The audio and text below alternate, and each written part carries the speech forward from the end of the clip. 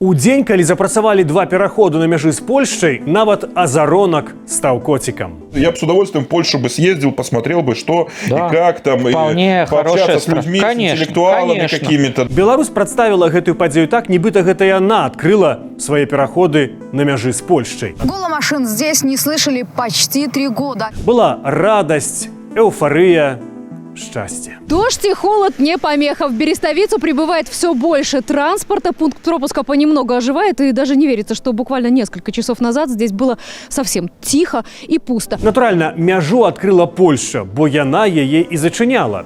Але ўражанне такое, нібыта гэта была Беларусь. Падзею лукашэнкаўскія медыі прадстаўлялі так, нібыта ўся краіна выйграла латарэю. Я в шоке. Вось так показалі першы польскі аўтамабіль, які ўехаў з тэрыторыі Польшчы ў Беларусь праз пункт пропуску Брузгі, каля горадні. Я просто счастлив. Я счастлив, и нет предела моей радости. Прапагандысты гадамі сцвярджалі, што польскі бок закрыццём мяжы прастрэліў сабе калена, а Беларусі, маўляў, мора па калену, усё да лямпачкі. Але калі мяжу адкрылі, то афіцыйныя лукашэнкаўскія тэлеканалы вялі ледзь не стрымы і паказвалі сапраўды шчаслівых людзей, якія нарэшце змогуць трапіць за заходнюю мяжу не ў аб'езд за суткі. Это правильный и очень мудрый шаг. Больше позволит людям путешествовать. Хаця раней прапагандысты даказвалі, што людзям ніякія Еўропы ўжо і не трэба і прасілі больш санкцый. Введите все. Ну вот введите уже все. Все, что можно. Але, як піша тэлеграм-канал Гордзенской телевизии, на белорусско-польской границе водители, оказавшиеся среди первых счастливчиков, делились впечатлениями и улыбками. Наконец-то! Мы столько этого ждали. Для Гродно, я думаю, что это огромная радость. У понеделок поляки открыли два пераходы. Это Кузница Белостоцкая, польский пункт, и Брузги с белорусского боку. Другі пераход – гэта Баброўнікі з польскага боку і Бераставіца з беларускага боку. Калі іх зачынялі, то прапагандысты прикинулись шлангом. Мотивация Варшавы также остается загадкой, сродни тем, что заполняют дно ящика Пандоры. Насамрэч, мотивация была на поверхні.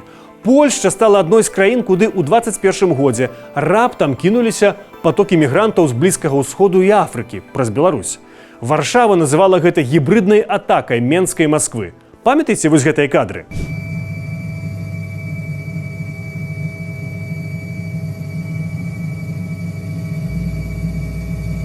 Але прапагандысты абвінавачвалі тады ў бессардэчнасці акурат Польшчу, журылі яе за тое, што польскія памежнікі спынялі мігрантаў, якія штурмовали яе мяжу. В том числе и с машины, которая позади меня, она сейчас прямо находится, которая очень в некомфортную ситуацию ставила тех беженцев, которые прямо вот здесь и разбили свой лагерь. Але папярэджваем, шановныя гледачы, не паўтарайце тое, што рабілі мігранты, бо разбіваць лагер каля мяжы – гэта парушэнне беларускага закону. Праўда, як вядома, часам не да законаў. Реагуючи на мігрантський кризис, Польща почала будувати стяну на мяжи з Белоруссю. Картина, что говорится, налицо. Вопрос лишь, к какой угрозе готовятся военные Польши. А 19 листопада 2021 года Польша закрыла пераход Кузница Белостоцкая Брузги. А 9 лютага 2023 года міністр унутраных справаў Польшчы Марыюш Камінскі заявіў аб рашэнні закрыць іншы памежны пераход Баброўнікі Бераставіца, пачынаючы с 10 лютого. Объективных причин для принятия такого решения белорусская сторона не видит, так как угрозы с территории Беларуси нет. Гэта стало отказом Польшчы на палітычны прысуд журналісту Анджею Пачобуту, актывісту польскай нацыянальнай меншасці ў Беларусі. Яму прысудзілі 8 гадоў калоніі. Нам от этого ни жарко, ни холодно, мы ж туда не ездим. Ну зачем они сейчас ввели? Ну, хотят показать свою значимость. Але перад польскім консульствам у горадні на ўсялякі выпадак сабралі прадстаўнікоў праўладных арганізацый, каб тыя заявілі пратэст і заклікалі адкрыць мяжу. Давайте жить дружно! Давайте жить дружно!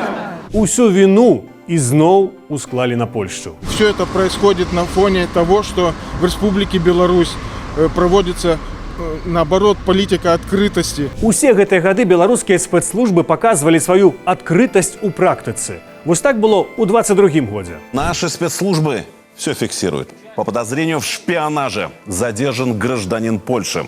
Он постоянно проживал в Гродно. А вот так было 2 месяцы тому. Какой секретный документ оказался в вещах поляка? От кого он его получил? Гэта гаворка пра ксяндза Гжэгаша Гавала, якога ў Беларусі абвінавацілі ў шпіянажы.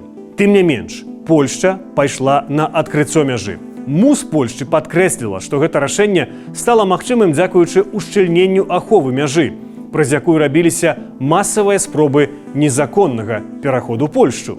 Але не толькі.